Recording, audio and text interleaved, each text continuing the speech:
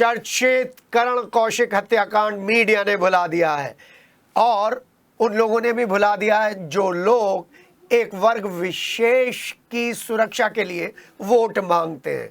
उनके बड़े बड़े नेता करण कौशिक हत्याकांड से हाथ झाड़ चुके हैं, लेकिन एक बंदा ही काफ़ी की तर्ज पर करण कौशिक के पिता राकेश कौशिक लगातार एक्टिव हैं। और अब चर्चित करण कौशिक हत्याकांड में अगर हम ये कहें कि एक बड़ा फैसला आया है, ऐतिहासिक फैसला आया है, तो अतिशयोक्ति नहीं होगी। इस फैसले के तहत क्या हुआ है ये तो हम आपको बताएंगे, लेकिन पहले हम आपको बता दें थाना सिविल लाइन में जमानत निरस्तीकरण का आवेदन दिया गया था, प्रार्थना पत्र दिया गया था। मुकदमा अपराध संख्या 524/213 जिसमें धाराएं लगी थी 364, 302, 201, 153A आईपीसी की धाराएं, उस समय की आईपीसी की धाराएं थाना सिविल लाइन मेरठ में लगी थी। किन लोगों पर? 2 लोगों पर लगी, तो 3 लोगों पर थी, लेकिन 2 लोगों के खिलाफ उनकी जमानत के निरस्तीकरण के लिए प्रार्थना पत्र थाना सिविल लाइन मेरठ में अप्लाई किया गया था।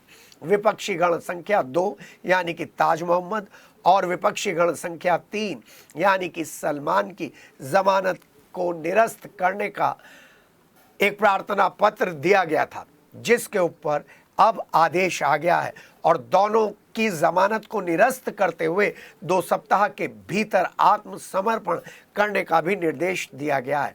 हमारे पास कंप्यूटर पे पड़ी हुई वो प्रतिलिपि है जिसमें जमानत निरस्तीकरण का आवेदन स्वीकार किया गया है और इस जमानत के निरस्तीकरण किया जो आवेदन स्वीकार हुआ है, उसके बाद करण कौशिक के पिता राकेश कौशिक ने कहा है कि ये न्याय की जीत हुई है। आवेदक करण कौशिक के पिता राकेश कौशिक ने बताया था कि उन पर केस वापस लेने का ज़बरदस्त दबाव बनाया गया है, धमकियां मिल रही हैं।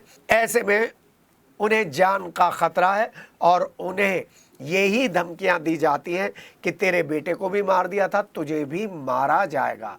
उनके इकलौते बेटे की हत्या कर दी गई थी। जिन लोगों को नामजद किया गया था उसमें ताज मोहम्मद था, सुहेल था, सलमान था और लगातार जमानत से बाहर आने के बाद इनके ऊपर आरोप लग रहा था कि वो धमकियां दे रहे हैं। फिलहाल जमानत निरस्तीकरण होने के बाद एक बार फिर इस केस में करण कौशिक के पिता राकेश कौशिक को न्याय की उम्मीद जागी है।